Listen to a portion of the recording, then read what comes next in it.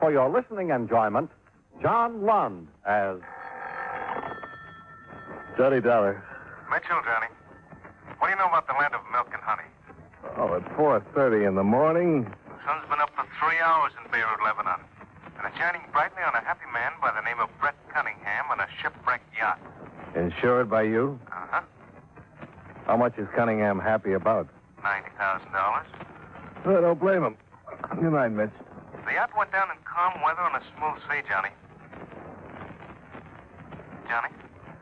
Well, I've always wondered what milk and honey taste like.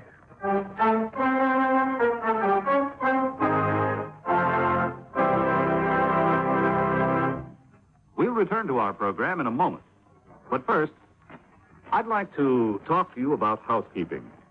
Recently, a woman was interviewing a prospective maid and asked her how she was on light housekeeping. Well, I'm sorry, ma'am, said the young lady. I never kept a lighthouse. I admit that's an old joke, but it generally gets a laugh. However, housekeeping is no joke. That's a job from which no one can escape, whether he lives in a house, an igloo, a military barracks, or a governmental building. Yes, housekeeping is a very important job, even in our government. Someone has to see that the plumbing doesn't leak, that electricity, oil, and coal aren't wasted, that the garden is kept in good shape, that the animals are fed, and that the people have a place outdoors in which to enjoy themselves. Actually, all these governmental household tasks are the work of the Department of the Interior, which at one time was called the Home Department.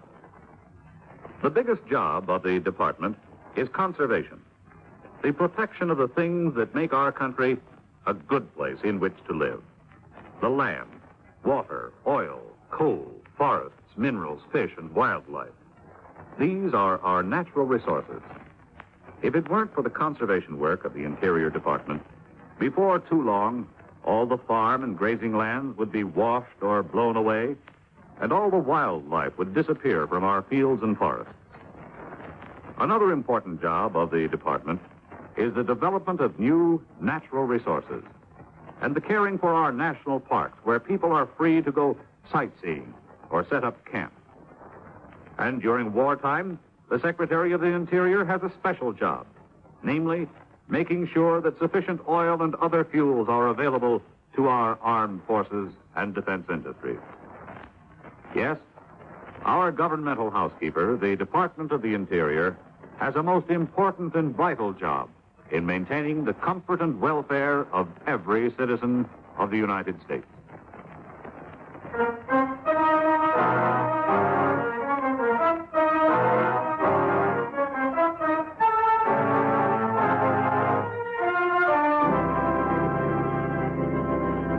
Expense account submitted by Special Investigator Johnny Dollar to Home Office, Eastern Indemnity and Insurance Company, Hartford, Connecticut. The following is an accounting of expenditures during my investigation of the milk and honey matter. Expense account item 1, $666.45. Airfare and incidentals between Hartford and Beirut, Lebanon. Quite a fabulous land, this one of Lebanon, where ancient mosques and biblical ruins stand hand in hand with the most ultra of modern hotels. And quite a fabulous character, this Brett Cunningham. I located him exactly 35 minutes after checking in at the St. George Hotel. He was just where everyone I questioned said he'd be. At the Suaita, a swank gambling casino just outside of town on the Beirut-Damascus highway. He was standing at one of the wheels, all 6'4" of him, face flushed and grinning, surrounded by stacks of chips and a young, svelte brunette who clung to him with one hand and a champagne cocktail with the other. Faites vos jeux, mesdames et messieurs. Faites vos jeux, s'il vous plaît. What do you say we try 13 again, That would be real George, Brett. Real George. Okay, baby, 13 it is. Are you Brett Cunningham? Uh-huh. Okay, Charlie, let her spin. My name is Johnny Dollar. I'd like to talk to you for a minute, Cunningham. Some other time. It's pretty important. Don't spin her so hard the next time, Charlie. It takes too long to get action for my money. You are American, no, mister? That's right. Nadia thinks you are real George, Mr. American. Well, thanks a lot. It's about that yacht of yours, Cunningham. Insurance? Yeah. I figured. Très mariata.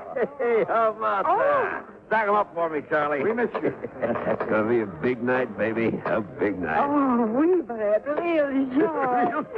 Hey, bonjour. About that yacht. You got my check with you, Dollar? That comes later. What comes now? Some routine questions. Such as?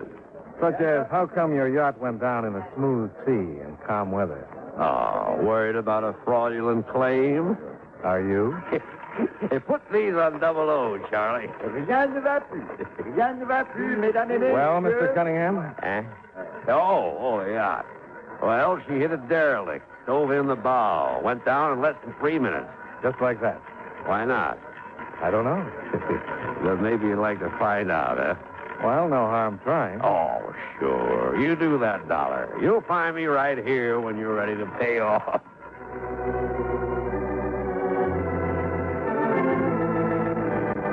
Expense account item 2, $7.50. Cab fare to the casino and back to the harbor in Beirut. Obviously, I was getting nowhere trying to compete with a wind streak and the sultry Nadja for Brett Cunningham's attention. But I figured I might do better with the man who'd sent in the official report on the sinking of Cunningham's yacht, Port Commissioner Floro.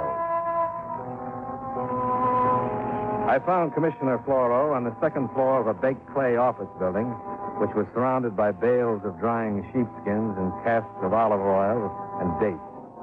A wheezing electric fan fought a losing battle with the overpowering heat, but it did succeed in spreading the odors around to maximum effect.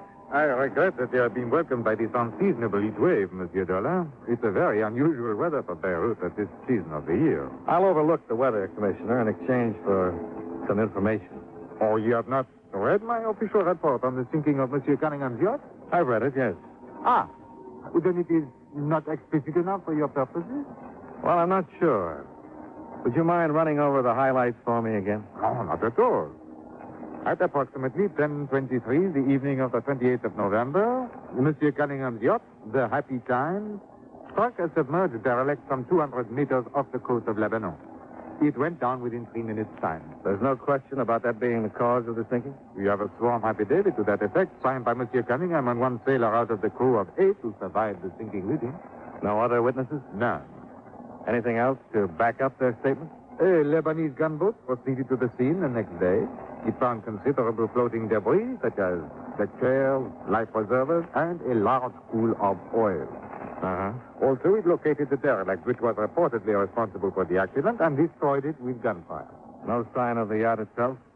Sounding equipment located it resting on the bottom in some 70 fathoms of water. Where was Cunningham going when he hit that derelict? Oh, he was en route from Istanbul, Turkey, to Beirut. Pleasure trip? Oui. What about Cunningham himself? Oh, he has visited Beirut several times during the past year. Apparently wealthy, his source of income is unknown to us. He devotes much of his time to gambling while here. Any business associates? Friends? Only the croupiers. And that girl, Nadja? Oh, there are many like her here in Beirut. With Monsieur Cunningham, it is a different one each visit.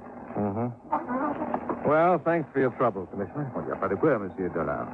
However, I have the feeling you are not entirely satisfied with the results of this interview. It was a clear moonlit night, Commissioner. A calm sea. There must have been lifeboats aboard. That is correct. I was just wondering why only 2 survivors out of a crew of 8. You find it a disturbing factor, Monsieur? Don't you? Yeah, my duty ends with the factual reporting of what has occurred, Monsieur Dollar. So does mine. Before I left him, Commissioner Floro gave me the name and the address of the sailor who survived the sinking. I found him deep in the native quarter behind the bazaars on a narrow, twisting street black with shadows that was called El Ekbad.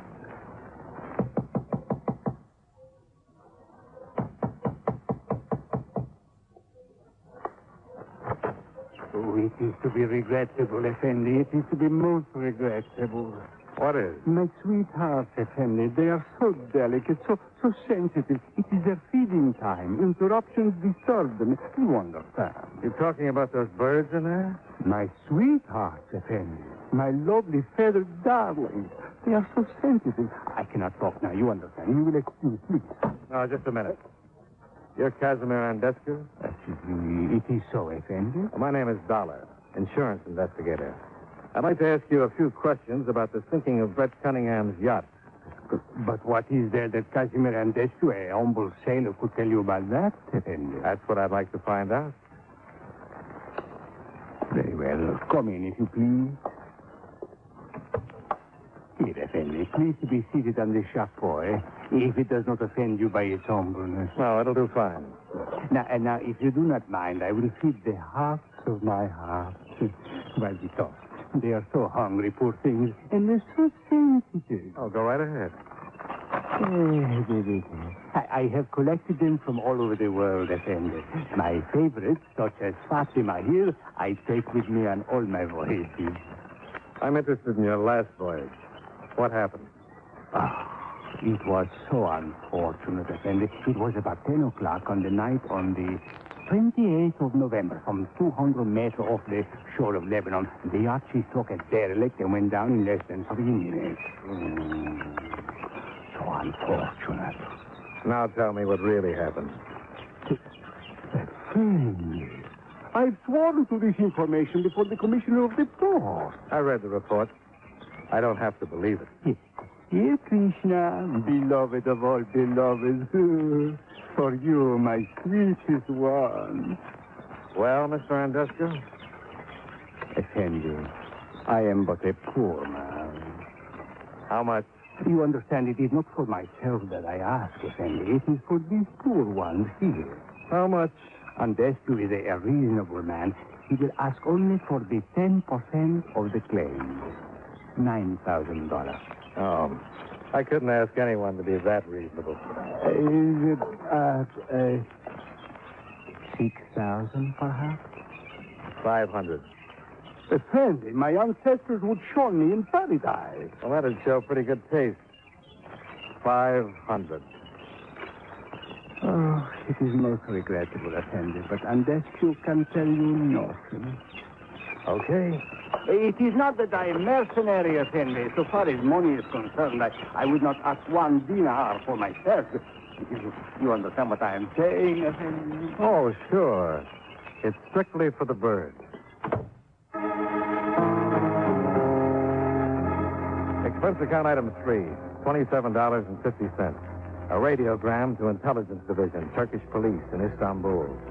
Expense account item 4, $3.50. Cab fare out to the Escobedo Casino. The return trip being occasioned by a phone call, just as I was climbing into bed for the night. Johnny Dollar. Brett Cunningham, Dollar. Oh, what's on your mind, Cunningham? That check for 90 grand. Well, you sound anxious. Your win streak peter out? No, still doing all right. But you've just hit all over the board. Being cryptic doesn't suit your personality. How about honesty? I'll be happy to read any character references in the morning. Wouldn't you rather read my signature on a quit claim to that insurance tonight? You don't sound as though you've been drinking. I haven't. Well, why the sudden change of attitude? Are you interested in analyzing me or in that quit claim? Where are you? At the casino. I'll be right there.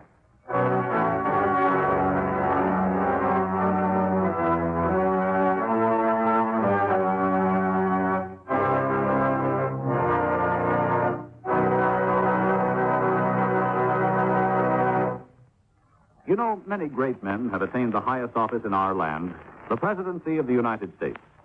Can you guess the name of this man? The son of a Baptist minister, he entered Union College at Schenectady, New York, at the age of 15. He was the 4th vice president to become president through the death of the chief executive.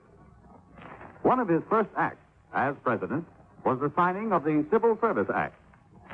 The territory of Alaska was organized during his administration, and standard time was adopted throughout the country. If you don't know his name by now, here are 2 more clues. While he was president, the American Federation of Labor was organized, and the Brooklyn Bridge was completed. Who was he? Chester Allen Arthur, 21st President of the United States. His life is part of your American heritage.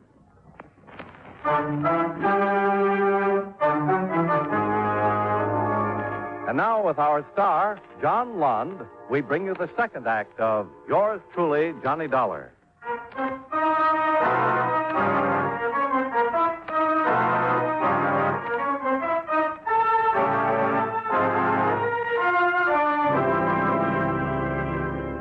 I was stopped at the edge of the casino parking area by an efficient-looking Lebanese police sergeant. Over his shoulder, I could see portable floodlights, a rope-back crowd, a twisted heap of metal that was once an automobile, and the slim, dapper figure of Port Commissioner Floro. I managed to catch Floro's eye, and he waved me inside the rope and past the guard. May I ask why you have returned here to the casino at this hour, Monsieur Dollar? Well, I'm not a gambling man, Commissioner. You got to see Monsieur Cunningham, then. That's a reasonable guess. You have arrived too late, Monsieur. Is that Cunningham's car? Oui. Explosive wire to the starter. As you can see, his death must have been practically instantaneous. Yeah. Efficient, if not neat. Hey, why did you wish to see Monsieur Cunningham at this hour? He called me. He said he was ready to sign a release on his insurance claim. Oh, and why should he do that? I don't know. And this won't help to clarify it any.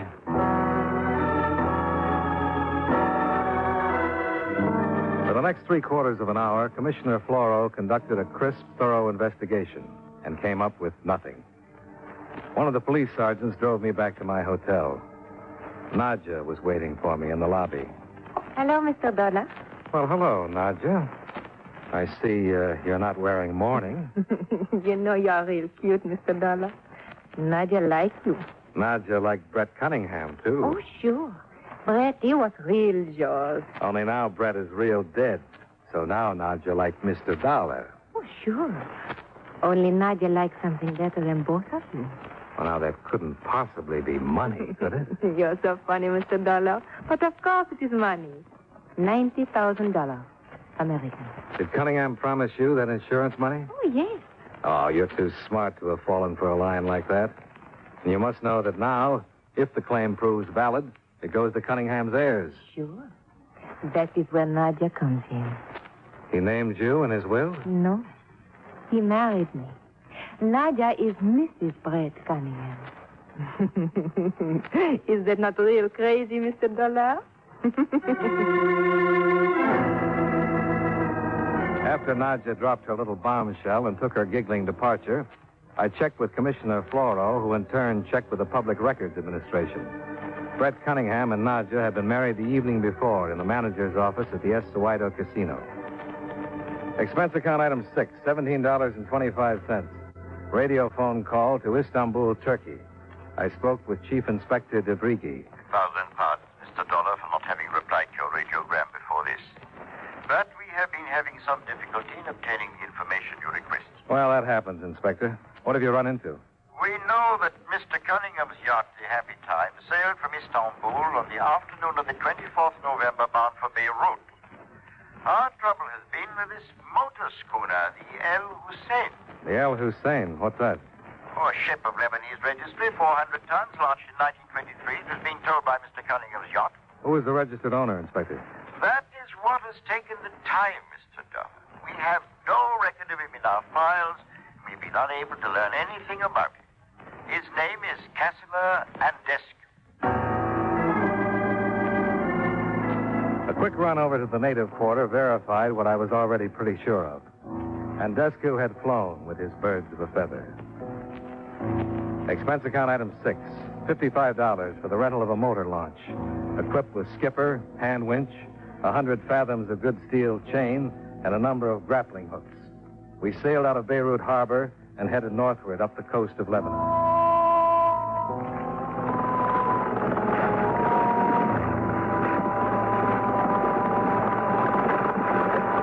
Some 4 hours and 35 boring minutes later, the boatman roused me from a sun-induced doze. There, Effendi, upon the shore. That is the ruined tower which you seek. Fits Commissioner Floro's description, all right. And now, Effendi? We'll do some fishing. I dropped about 70 fathoms of chain overboard with grappling hooks attached, and we began trolling slowly back and forth, some 200 meters offshore.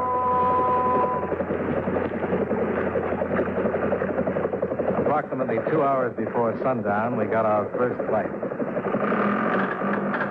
We have hooked something, Effendi. Well, it's about time. Let's see what it is.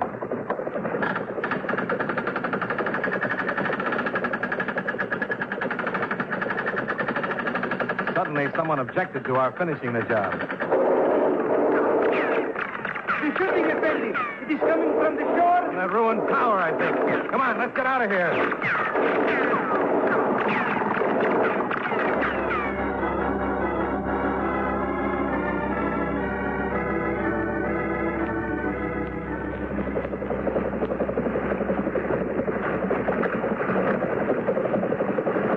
Monsieur Dollar!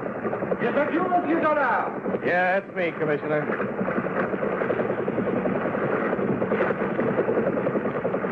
I have expected you back hours ago. I was beginning to be concerned that something had happened to you. It almost did. I will tie up Effendi. Okay. Watch it.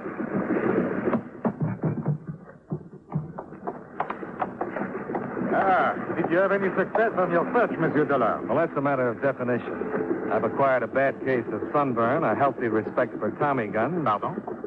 and this. That? What is it, Monsieur? Well, it looks like part of the transom of a lifeboat. Care to look at the name on it? Monsieur? I couldn't make happy times out of it either. El Hussein? Eh bien, what do you think now, Monsieur Dollar? I think I'd better get some sunburn lotion.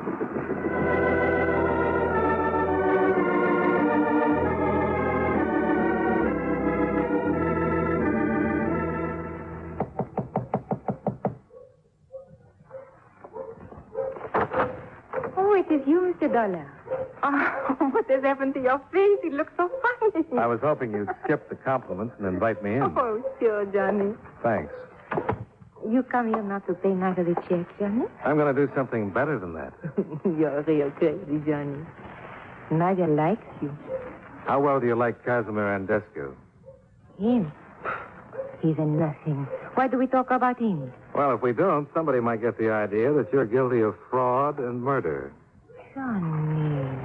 Now you're not being real crazy anymore. Nadia did not do these things, you say? Somebody murdered her husband, Brett Cunningham. Oh, sure, but Nadia did not do this. And somebody tried to defraud an insurance company out of $90,000 by sinking an ancient wreck called the El Hussein instead of a yacht. Oh, Johnny. Then you know about this. And now Nadia will not get the money. That's the general idea. That is not nice, Johnny. Why should you tell anyone? If Nadia gets the money, she would give you half. That would be real yours, no? You're missing a point somewhere, Nadia. Or didn't you know that you can't spend money in prison? If Nadia tell you about Casimir Andescu, then she does not have to go? That depends on what she tells me. Oh. Nadia will tell you the truth. Oh, that'll be refreshing. You see, my Brett, he was gambling in Istanbul. He lose much money to Casimir Andescu, $15,000. And he cannot pay. Casimir does not like this. Oh, I don't blame him. That's a lot of money for a sailor not to collect. Johnny, Casimir is no sailor. He's a big gambler, big smuggler, a real businessman. My apologies to Casimir. Anyway, for Brett to pay off, Casimir tell him what to do about the boat, and they will make me 50-50 on insurance. That was good sense, no? Let's not stop to discuss ethics at this point, shall we? Well, anyway, afterwards, Brett comes here. He gamble and win big. So he wants to pay Casimir back what he owes from Istanbul. Brett figured he could collect all the insurance himself then. Oui. It was smart of you, no? Oh, sure. But Casimir saying no. And Brett get angry. And that's when he pulled his dog in the manger bit. What, Johnny? He told Casimir that if he couldn't have it all, he'd see that Casimir didn't have any. So he phoned me to call the whole thing off. Just a bluff to scare Casimir into giving him a better deal. Oui. Only Casimir, he got angry too. And wired Brett's car for him. Oui. Where's Casimir now? I think he's with the yacht, Johnny. And where's that? Up north, just beside of Tripoli, there's a small fishing village. Kabadi. Maybe you'll find him there. Maybe.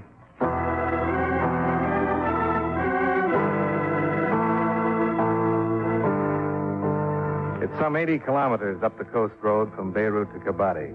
Commissioner Floro's car made it in slightly less than an hour. It took some 40 minutes longer to make a few discreet inquiries and to locate the yacht in a well-concealed inlet.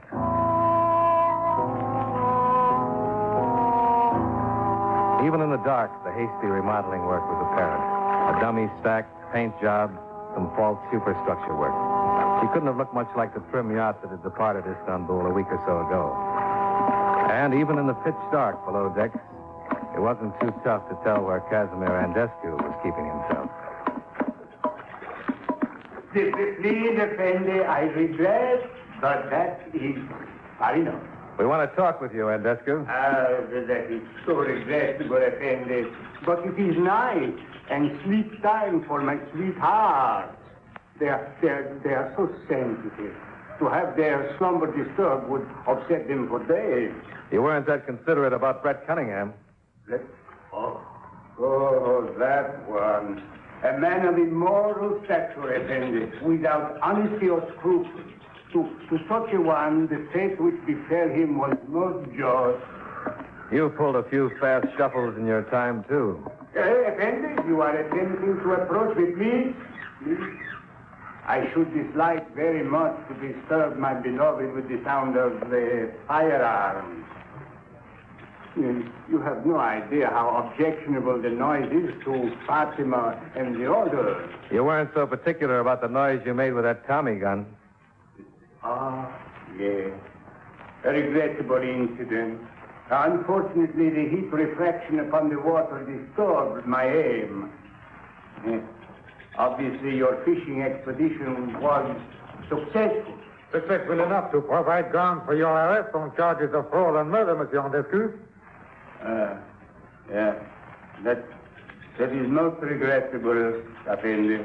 I must ask you to drop whatever weapons you have and return to Beirut in my custody. Oh, but you must understand that I cannot do that, Effendi. I simply cannot do that. There would be no one left to care for my sweetheart. Watch it, Paul!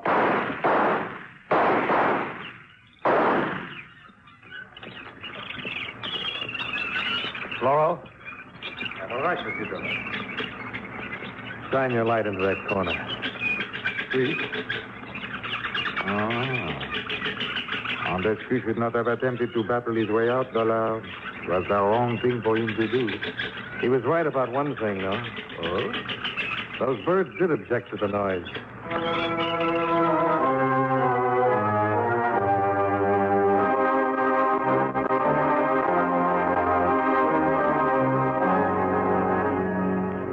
Expense account item 7, $703. Airfare and incidentals from Beirut, Lebanon, back to Hartford. Expense account total, $1,480.20. Incidental remarks, I'd still like to know what milk and honey taste like. Yours truly, Johnny Dollar.